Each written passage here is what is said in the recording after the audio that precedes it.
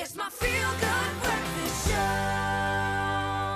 Welcome back to your Feel-Good Breakfast or Expresso on SABC3. Now, this May month, if you want to explore and experience more of what this continent has to offer, especially on the wilder side of things, then prepare to be inspired by Dawn Jorgensen as she discusses some of South Africa's best national parks. We are very excited about the fact that the month of May is Africa Month, in which we celebrate all that this incredible continent has to offer, and there is a lot. But while many of us dream of traveling to some exotic African locations, we often forget just how much of that incredible beauty, that diversity, is found right here in our own backyard on South African soil. With us in studio, we're joined by international travel writer and blogger Dawn Jorgensen to tell us why South Africa is the best place to be, the best place to travel. Dawn, welcome back. Thank you. We live in an incredible country, and you've travelled, I mean, the width and breadth of the entire globe. What keeps you coming back to South Africa? Well, it's home, and it's the best place. But I think, no, it's the big skies, it's the Milky Way, it's just the diversity, it's nature. You know, I think just being out in nature, we have so much space here that we take for granted. So there's nothing like coming back and experiencing that. And of course, there are those that don't take it for granted, that are putting in so much time and effort to protect that natural resource. Our national parks, I think, our greatest asset when we look at where we sit in the African diversity and our position on the continent.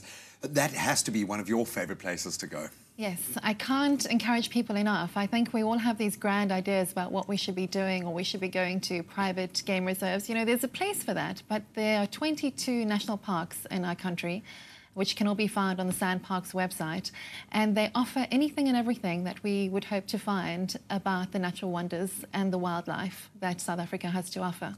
I want to ask you in a second where you haven't been, what's still standing out for you in terms of South Africa, but what are some of your favourite spots? I haven't been to probably half, which is good. I have a lot of ground to cover, yeah. I know.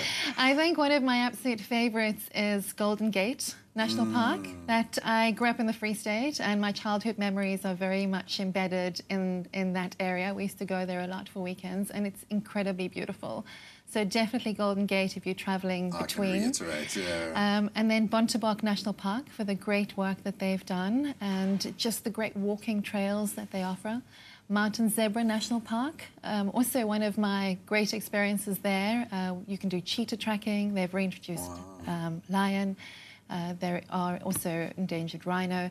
So I think just the work being done at all of these places, bringing them to us. And I think an all-time favourite close to home is the West Coast National Park, especially during flower season. I know, I've experienced 3 of those, so I really can testify to that. I think we also have to take on board that these national parks, they do need our support. They need the ecotourism. They also need us to be educated about what is actually happening. And I think one area where people often don't know is that we're incentivized as South Africans to get out there and experience South Africa. It's more affordable. There are often discounts offered to us. How do we approach this as a South African traveller? What is the best way to go out and see our national parks? I think you have the choice with SANParks of taking a wild card, which offers South Africans a discounted rate. Well, I mean, it offers a discounted rate to regular visitors, but South Africans get an even better incentive. So it is affordable. And I know that seems to be an excuse of a lot of South Africans for not doing things or not travelling, is that it's too expensive. But they are making it more accessible and more within our reach. So that's a way of doing it. And then I just think that, you know, you don't have to overnight if that's not in your budget. You can do day trips. And the people at all of these parks are, everyone that I've encountered, they're so passionate, both for the environment and for the wildlife that they're protecting there, that they will offer you guided tours that you can take. You can do drives, you can do walking trails. And if you are staying over, there's a variety of accommodation in nearly all of them that will cover very affordable self-catering cottages to something a little bit more luxurious. There are restaurants, tea gardens, picnic spots if you want to pack your own picnic. So there's no excuse. I think that's the main point. No, I love it. And of course, each one of these offering an unforgettable and unique experience. That's always what jumps out in the bushes. You get something different every time that you go. I know, and they're protecting the best part of our country. And I think that's something that we should just give them both credit for and support in. Oh, well, I'm beginning to think you might have the best job in the world, I Dawn. think so. Thank you so much for joining us. Thank you for helping to inspire a bit more imagination when we travel, and not necessarily looking further abroad, but what's here on our own back door. Thank you so much. And there's nothing like exploring our own backyard, and I think it will reinstill pride in our country and all the different assets that we have on offer. So I do encourage it. Oh, I love it. Well, there you have it.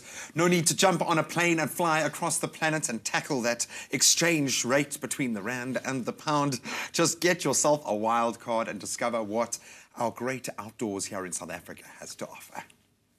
Indeed, many great opportunities to be celebrating this Africa Month. Now, you can make exploring our very own backyard filled with national treasures an even greater reward by joining the Travel Rewards program. You collect Avios during your travels by staying at Protea, renting a vehicle, grocery shopping, or filling up your vehicle with petrol. And you could soon be using your Avios on your next local or international flight to your next holiday destination.